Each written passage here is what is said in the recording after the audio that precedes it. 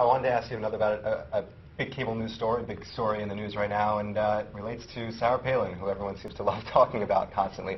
The emails that came out recently with Joe Miller and Todd Palin that came out, and this was sort of, and I saw Joe Miller on with Megyn Kelly recently. She asked him point blank, do you think Sarah Palin is qualified to be president? And there's questions being raised about that. Will she run? You've interviewed Sarah Palin several times, spent some time with her.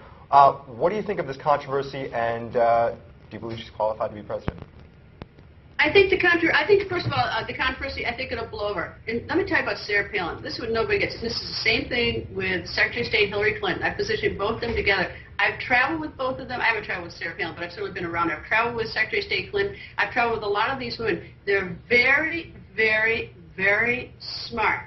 Whether I agree with them on any or all issues may be vastly different, but I think the media makes a big mistake in taking a swipe at Sarah Palin because a woman studies and works very, very hard. Now, I don't know what it means to be qualified for president. I certainly think she's just as capable as any other politician who I've met to be president. I don't think anyone at this point can be a successful president. Look what's going on in Pakistan, Mexico, Afghanistan. I don't know what are you looking for? Someone with sort of magic powers. I don't know, but she certainly is as qualified as any other potential candidate I've seen. I may not agree with her, but if you're talking about whether or not she has the intellectual ability, the answer is yes.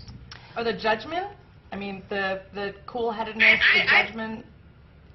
I don't have anything to base it, but I don't see anything to the other direction either. I have nothing to base against, but I've never seen her show, crazy judgment.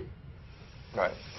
You're asking me to jump into her mind or somebody else's mind to see whether or not the person is, quote, qualified, and I'm not exactly sure, who decides who's qualified. I suspect it's the voters. Mm-hmm. Some people, I don't know, do you want an IQ note rating or someone? On a serious note, it's so easy to take a swipe at people in politics.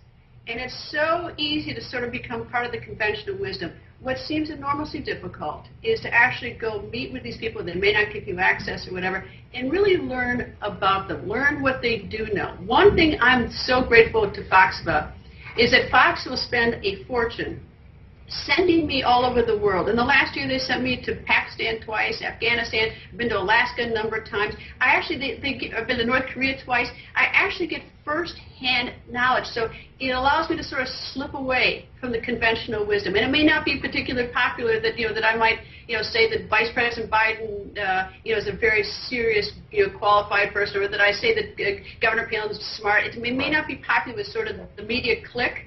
But the problem is that I've actually met these people. I've actually talked to them about issues and gotten to know them. And I wish that other journalists had the access sometimes, both sides of the aisle.